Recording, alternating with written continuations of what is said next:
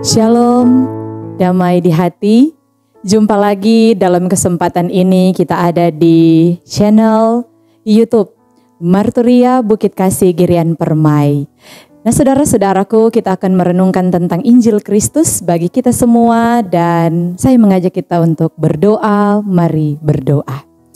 Ya Bapa kami di sorga, kabar baik ini akan disampaikan bagi dunia.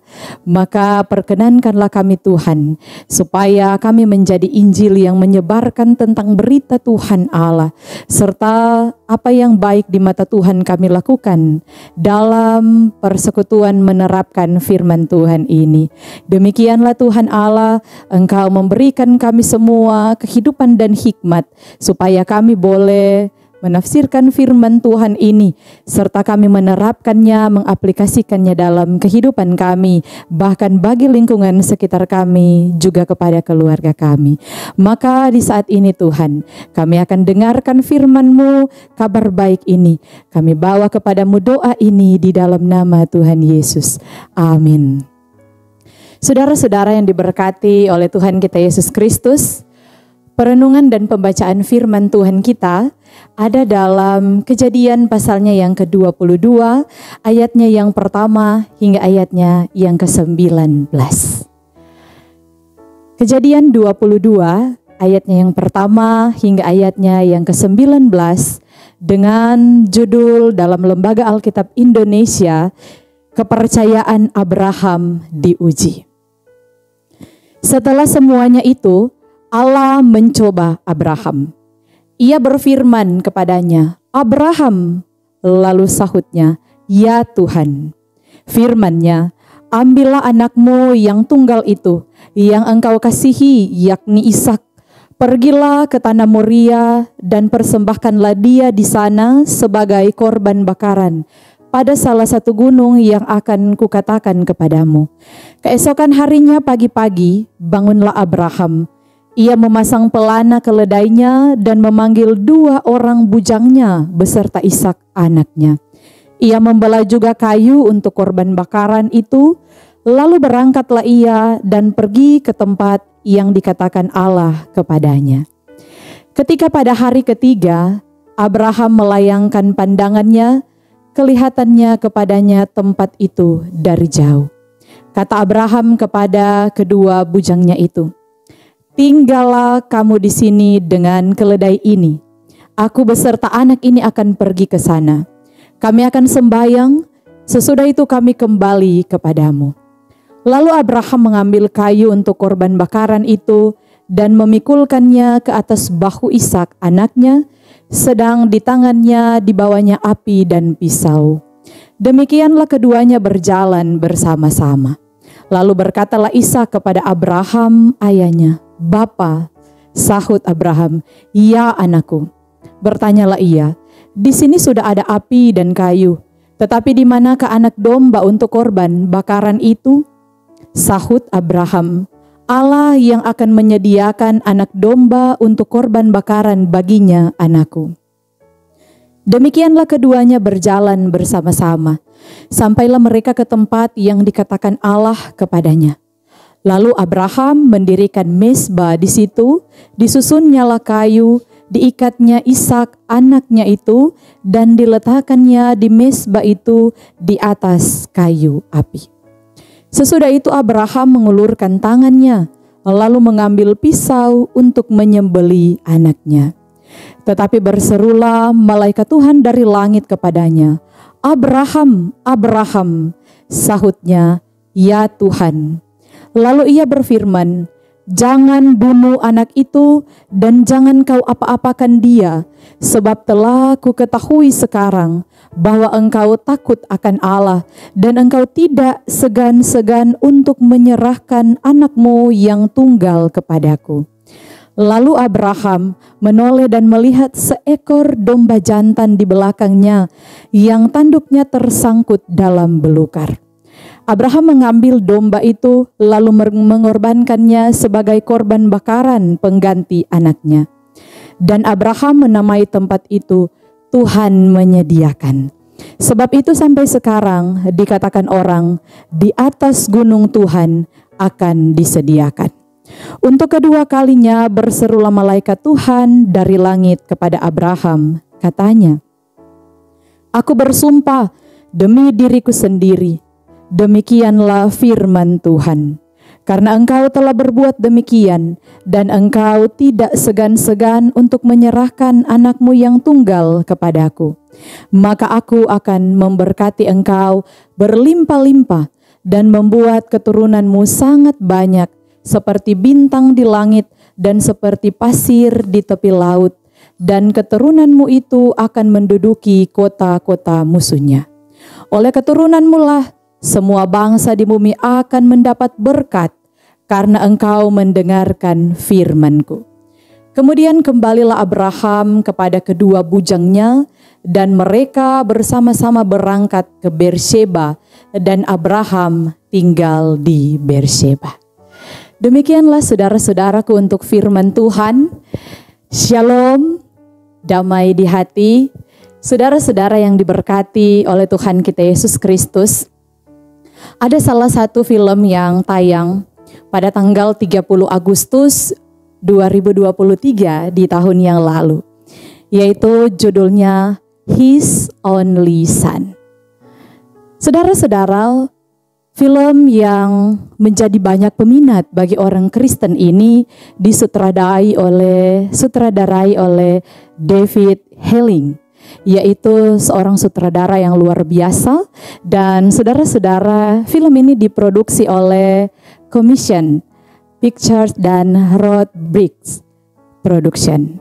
Ketika film ini rilis di Amerika pada tanggal 31 Maret, banyak yang membicarakan tentang Abraham, karena tokoh utamanya adalah Abraham. Dan film ini pun juga masuk di Indonesia pada tanggal 30 Agustus dan mendapat pertentangan baik dari produksi film yang ada di Indonesia maupun dalam bioskop-bioskop. Nah, saudara-saudara, saya mengikuti tentang alur cerita dari film ini, tentang sisi daripada kehidupan Abraham. Nah, saudara-saudara, dulunya Abraham ini dikenal dengan nama Abram.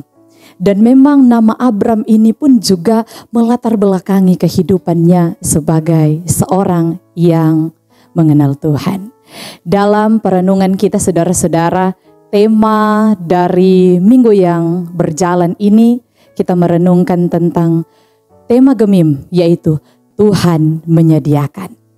Salah satu sosok yang luar biasa yaitu Abram ini, saudara-saudara. Dia lahir di Ur Kasdim, yaitu di kota Mesopotamia, yaitu Irak modern. Di sana ketika Abram ini lahir, saudara-saudara, dia memiliki arti nama yang luar biasa. Bahkan itu dikenal sampai sekarang ini, yaitu arti nama Abraham adalah Bapa segala orang beriman. Nah, saudara-saudara, kita pun juga mengetahui arti namanya yang lain, yaitu nenek moyang orang Yahudi, nenek moyang orang Kristen.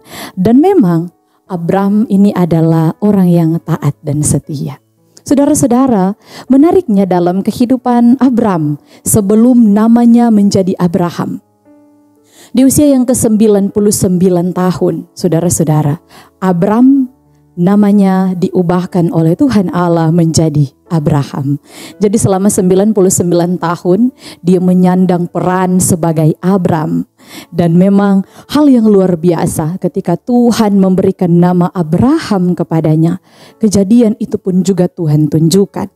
Karena ketika Abraham ini, dia memiliki seorang ayah yang bernama Terah. Dan memang Abraham memiliki dua orang saudara, yaitu namanya adalah Nahor yang menikah dengan Milka, dan yang kedua adalah Haran. Nah, saudara-saudara, Haran ini meninggal juga di Ur Kasdim dan dia memiliki putra bernama Lot. Sehingga Abraham ini pun juga yang terus menjalani hari hidupnya dan memiliki keponakan yang bernama Lot. Kita kenal dalam Alkitab.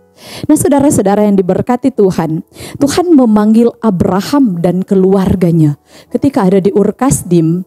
Sarai ini adalah teman yang dekat dengan Abraham. Dikatakan masih dalam kehidupan di Ur Kasdim, Tuhan Allah mengutus Abraham untuk pergi kemana akan ditunjukkan negeri yang menjadi tujuan dan tumpukan kaki bagi Abraham. Saudara-saudara, dengan kerelaan hatinya dia pun juga membawa Sarai, yaitu istrinya, untuk keluar dari Ur Kasdim dengan merasakan hati yang sedih karena itu adalah tempat di mana mereka berpijak. Tapi memang saudara-saudara, dalam janji Allah, dia mengatakan kepada Abraham akan menerima kota, negeri, keturunan yang besar dan akan memenuhi bumi. Nah, itu adalah hal yang sangat luar biasa, janji yang diberikan oleh Allah sendiri kepada Abraham. Nah, saudara-saudara, ketika pun juga Abraham menuju kepada negeri yang dijanjikan Tuhan, itulah yang disebut tanah Kanaan. Itu adalah janji Tuhan. Ketika dia ada di Kanaan, Abraham pun membangun mezbah bagi Tuhan. Dan di sana pun juga Abraham ini bertemu dengan begitu banyak orang. Dia bertemu dengan raja di Mesir, yaitu Firaun yang kita kenal. Di sana juga Abraham bertemu dengan Melkisedek dari Salem. Di sana juga Abraham bertemu dengan Abimelek dari Gerar, dan begitu banyak yang dia temui. Ada Raja Sodom dan Gomora yang bertemu juga dengan Abraham. Hal yang sangat luar biasa ini saudara-saudara, ketika janji Tuhan bagi Abraham, dia melewati begitu banyak proses. Usia 99 tahun itu pun juga bagi Abraham itu adalah peranan yang paling penting. Karena di saat yang bersamaan pun juga nama dari Sarai digantikan Tuhan menjadi Sarah, yang artinya yaitu putri dari segala bangsa. Nah, saudara-saudara, menariknya karena Sarah pun juga adalah orang yang dikhususkan Tuhan untuk menemani Abraham dalam kehidupannya. Sejarah Alkitab ini mencatat bahwa sepanjang kehidupan perempuan dalam Alkitab, hanya Sarah yang dituliskan di dalam Alkitab dengan usia kematiannya, yaitu 127 tahun. Berarti Sarah pun juga adalah orang yang berdampak, bahkan bagi kita di saat sekarang ini. Karena bagi Yakobus, Sarah adalah perempuan yang saleh. Dia hidup menghormati suaminya, sekalipun dia bergumul karena di usia lanjut dia belum dikaruniai seorang anak. Usia Sarah waktu itu 90 tahun, saudara-saudara. Sehingga ketika Tuhan berjanji akan memberikan keturunan kepada Abraham dan Sarah, kedua ini pun tertawa karena mereka merasakan hal yang lucu. Di masa usia lanjut, Tuhan menjanjikan anak, Tuhan menjanjikan keturunan. Dan mungkin dalam benak manusia itu sangat tidak mungkin terjadi. Tetapi Tuhan mewujudkan apa yang menjadi janjinya bagi kehidupan Abraham dan Sarah. Tapi saudara-saudara, ketika pun juga dalam penantian itu memang Hagar ini adalah pembantu daripada Sarah, diberikan kepada Abraham supaya memiliki keturunan. Dan memang Abraham dan Hagar memiliki satu anak, yaitu namanya Ismail. Ketika usia 99 tahun itu bagi Abraham, Ismail sudah berusia 13 tahun. Nah, saudara-saudara yang diberkati oleh Tuhan kita Yesus Kristus, sudahkah kita tahu bahwa ada tanda yang diberikan Tuhan kepada Abraham? Tandanya adalah sunat. Dan itu adalah tanda tentang janji Allah kepada Abraham. Memang di antara kita saudara-saudara, ketika Tuhan Allah memberikan tanda dalam kehidupan kita, terkadang kita tidak menyadari tentang tanda itu. Terkadang ketika kita membuat perjanjian dengan Tuhan, ya, ada hal yang kita lupakan karena apa yang telah kita nikmati dari janji itu. Nah, saudara-saudara, memang selain sosok Musa, Abraham pun juga dikenal dalam perjanjian lama. Sehingga memang bagi Yakobus, dia menyebut Abraham sebagai sahabat Allah. Nah, ini adalah hal yang menarik. Karena sampai hari ini kita mengenal lagu Bapak Abraham, mempunyai banyak anak-anak, karena itu adalah janji Tuhan. Saudara-saudara, dalam tema yang akan kita renungkan ini tentang Tuhan menyediakan. Di antara kehidupan kita, saudara-saudara, banyak hal yang kita khawatirkan tentang hari besok. Banyak hal yang akan kita khawatirkan tentang kehidupan kita selanjutnya. Banyak hal yang meragukan Tuhan tentang kehidupan kita. Makanya dalam perenungan di saat ini, saudara-saudara, saya mengajak kita semua untuk merenungkan bahwa sampai hari ini Tuhan masih mencukupkan apa yang menjadi kebutuhan kita. Sehingga pun juga saudara-saudara, yang dialami oleh manusia itu adalah sama perihalnya dengan kejadian Abraham. Memang sangat tidak mungkin untuk menerima keturunan. Bahkan sangat tidak mungkin bahwa ketika Abraham berpindah-pindah tempat, Tuhan menuntun Abraham. Karena apa yang telah dijanjikannya itu bukanlah janji sembarangan. Memang ketika Abraham menikmati apa yang menjadi proses dari Tuhan. Ingat saudara-saudara, kata yang di awal saya katakan, Abraham adalah orang yang taat dan setia. Sudahkah saudara-saudara taat kepada Tuhan? Atau hanya setengah-setengah? Sudahkah saudara-saudara setia kepada Tuhan? Atau hanya setia di saat saudara dalam pergumulan hidup? Hanya setia di saat saudara-saudara mengalami pencobaan? Itu adalah jawaban saudara yang harus merefleksi hidup. Bahkan pun juga demikian dengan saya. Ada begitu banyak proses Tuhan. Kata dari Tuhan menyediakan ini ketika Tuhan memberkati Abraham di atas gunung. Memang itu adalah kesaksian yang luar biasa. Karena anak yang telah dinantikan yang diberi nama Ishak.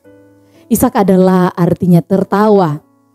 Dan memang Ishak ini adalah janji Tuhan tentang keturunan.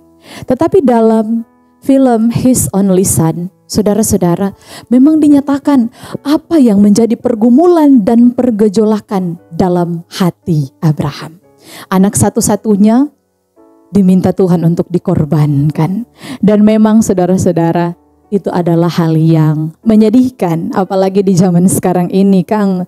Torang saudara-saudara kalau hanya satu yang torang punya, hanya itu yang tersisa. Dan Tuhan mengambil itu daripada kita. Memang rasa keras hati ataupun juga rasa tidak mau, tidak rela itu meliputi kehidupan kita sebagai orang beriman. Tetapi Tuhan menguji Abraham.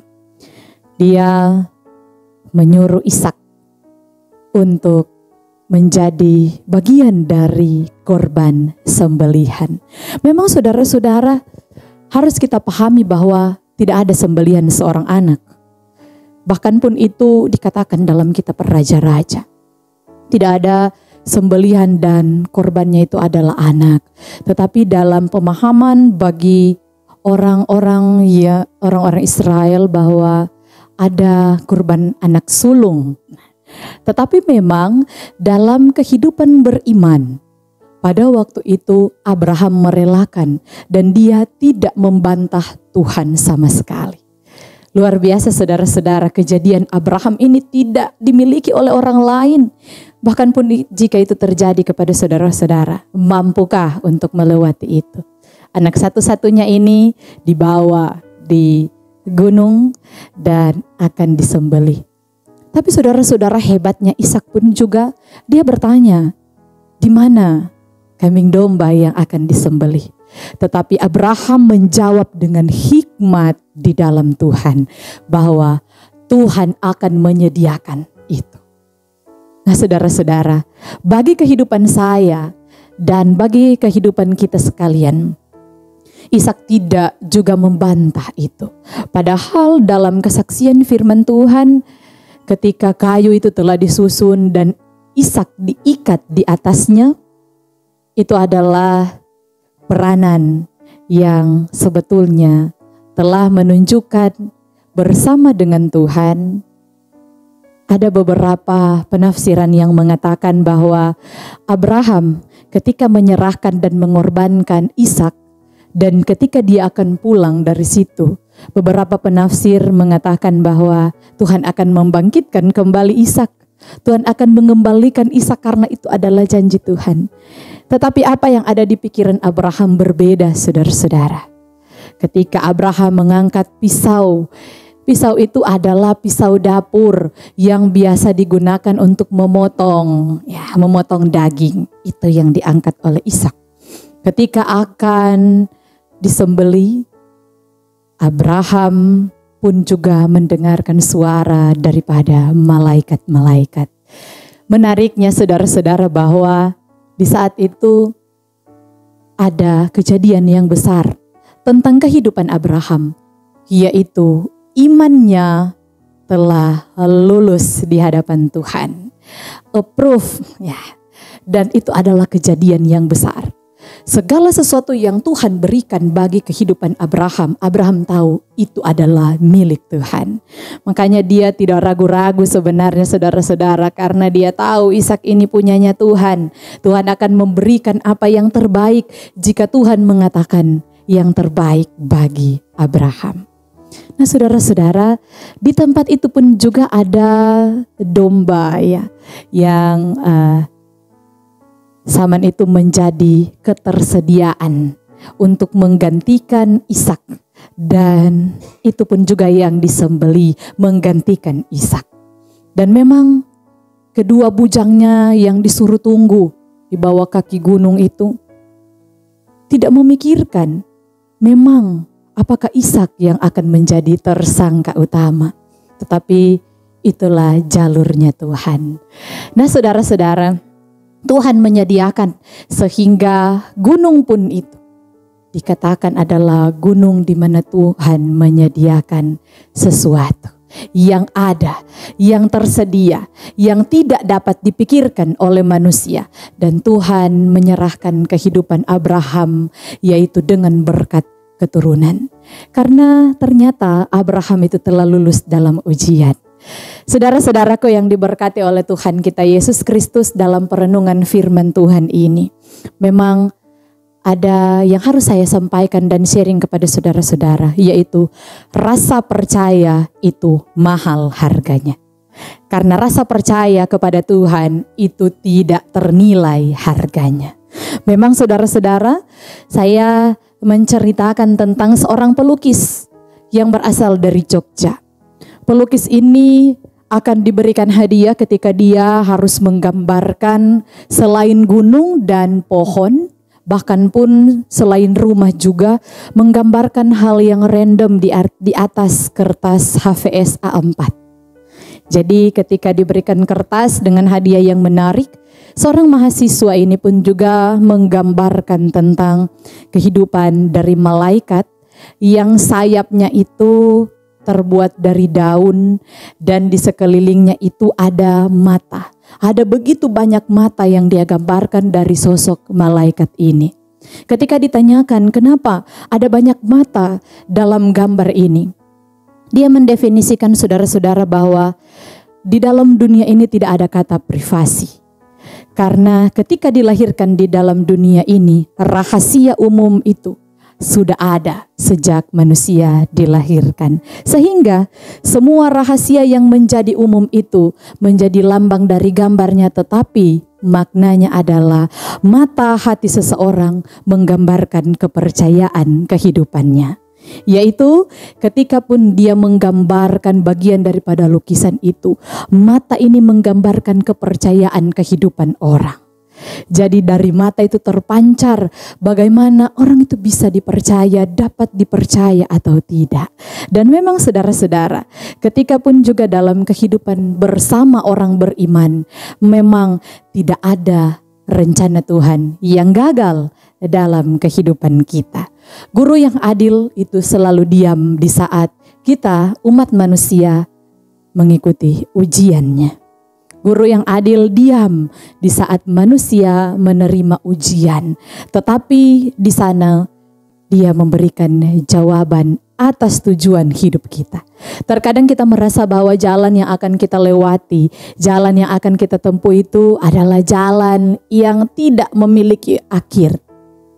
Jalan yang tertutup dan tidak memiliki tujuan, hanya sekedar berjalan, tetapi tidak menunjukkan apa-apa dalam kehidupan kita.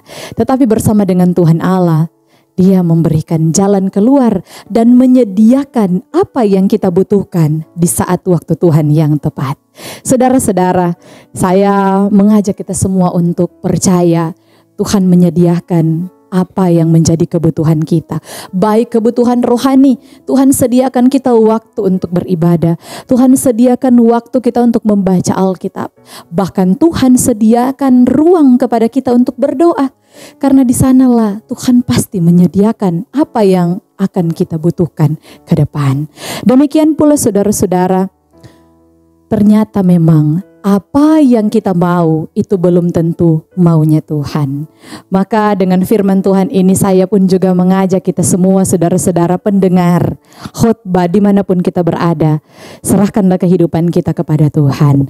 Menutup firman Tuhan ini, ada kata-kata dari kartun film SpongeBob yang kita kenal tentang ceritanya, yaitu ketika SpongeBob ini bertanya kepada Patrick temannya, "Bagaimana jika suatu hari nanti aku mengkhianatimu?" Saudara-saudara, lalu saat itu juga Patrick menjawab bahwa mempercayaimu adalah keputusanku. Membuktikan bahwa keputusanku salah itu adalah pilihanmu. Maka mulai dari saat ini saudara-saudara, jangan salah memilih Tuhan dalam kehidupan kita. Karena apa yang kita butuhkan Tuhan pasti sediakan. Demikianlah firman Tuhan ini. Tuhan Yesus memberkati orang semua. Amin. Mari kita berdoa. Terima kasih Tuhan, kebenaran firman-Mu menghantar kami sebagai orang yang beriman dan percaya kepada Tuhan. Maka jangan sia-siakan Tuhan apa yang kami butuhkan, apa yang kami minta kepadamu, kami berdoa pasti Tuhan yang menyediakannya. Seperti yang terjadi kepada Abraham dalam keadaannya, dia pun juga taat kepada Tuhan. Demikianlah firman Tuhan ini tuh yang menjadi tujuan dan tumpukan kaki kami untuk terus percaya tentang apa yang Tuhan perkenankan dalam kehidupan kami. Serta ajarkanlah kami Tuhan supaya kami menyerahkan seantero kehidupan kami hanya kepadamu. Terima kasih Tuhan Allah. Dengarkanlah doa kami ini.